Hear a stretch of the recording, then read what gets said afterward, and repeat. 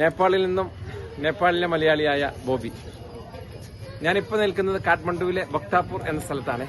കാഠ്മണ്ഡുവിലെ main 3 സിറ്റികളാണ് Lalitpur, Kathmandu, ബക്താപൂർ. ബക്താപൂരിന്റെ ചരിത്രം നമ്മൾ പരിശോധിക്കുകയാണെങ്കിൽ മല്ല രാജവംശം 14-15 സെഞ്ചുറികളിൽ ഇവിടെ ഭരിച്ചിരുന്നു, താമസിച്ചിരുന്നു. അവരുടെ റോയൽ പാലസ് ഇവിടെ കാണാം. അപ്പൊ നമ്മൾ നേപ്പാളിൽ വരുമ്പോൾ കാഠ്മണ്ഡുവിലെ ഒരു പ്രധാനപ്പെട്ട സൈറ്റ് സീയിങ് ആണ് ബക്താപൂർ. കാഠ്മണ്ഡുവിൽ നിന്ന് കുറച്ച് ദൂരമുണ്ട്, പക്ഷെ നമുക്ക് എത്തിപ്പെടാം. നമുക്ക് 500 രൂപ നേപ്പാളിയാണ് നമുക്ക് എൻട്രൻസ് ഫീ സാർക്ക് കൺട്രീസിന്.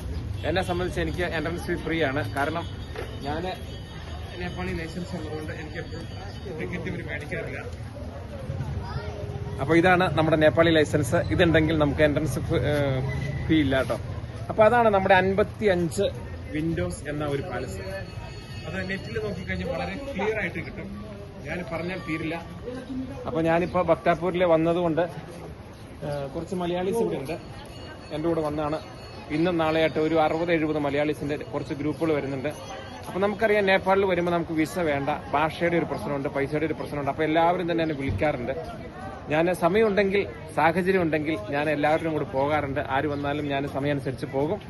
അപ്പൊ നമ്മൾ വരുമ്പോൾ ഈ കാഠ്മണ്ഡുവിൽ നമുക്ക് പറ്റിയാൽ ഒന്ന് സന്ദർശിക്കുക. ഈ ബക്താപൂര് മല്ല രാജവംശത്തിന്റെ ചരിത്രങ്ങളും ഇതിഹാസങ്ങളും എല്ലാം ഒന്ന് കണ്ട് ആസ്വദിച്ച് നമുക്ക് പോകാനുള്ള ഒരു അവസരമുണ്ട്. വളരെ എളുപ്പമാണ് വന്നു പോകാൻ. ആർക്കും യാതൊരുവിധ ബുദ്ധിമുട്ടുകളും ഇല്ല. നമുക്ക് ID കാർഡൊന്നും കാണിക്കേണ്ട കാര്യമില്ല. ഇന്ത്യൻസ് ആണെന്ന് പറയുമ്പോൾ തന്നെ 500 രൂപ നേപ്പാളി, അതായത് 312 രൂപ 50 പൈസ നമ്മുടെ ടിക്കറ്റ്. അതിന് മാത്രം ഇവിടെ കാണാനുണ്ട്. യുനെസ്കോയുടെ പട്ടികയിൽപ്പെട്ടതാണ്. അതേപോലെ നേവാരി കൾച്ചറും ഹെറിറ്റേജ് ഒക്കെ ഒരുപാട് ഉള്ള സ്ഥലങ്ങൾ തന്നെയാണ് കേട്ടോ കാഠ്മണ്ഡുവിലെ ബക്താപൂര്.